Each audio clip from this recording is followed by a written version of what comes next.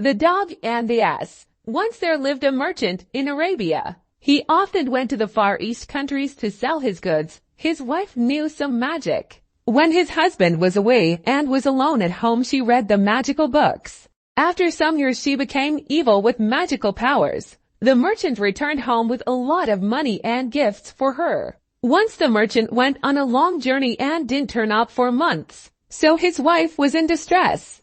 She was angry on her husband and married another man who was wealthy in the town. When her husband returned back, he knew all about her and felt sad. While she saw him near her new home, she cursed him and changed him as a dog with her evil magical powers. The merchant wandered here and there in the streets and took food from the streets as a dog. One day it went near a butcher's shop. The butcher gave some meat with bones. The dog ate only the flesh, but not the bones. The butcher noticed it and told his daughter, who also knew magic. His daughter came out and watched the dog carefully. She knew with her magical power that it was not a real dog, and that he was a merchant who was cursed by his own wife as dog.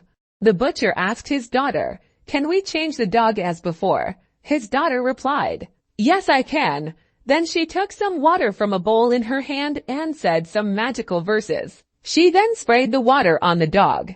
The dog was changed to this real form as a merchant in a minute. The merchant was amazed and said, "Oh, I am back again to my form." Then the merchant told the butcher's daughter, "I want to teach a good lesson to my wife. Can you change her as an ass?"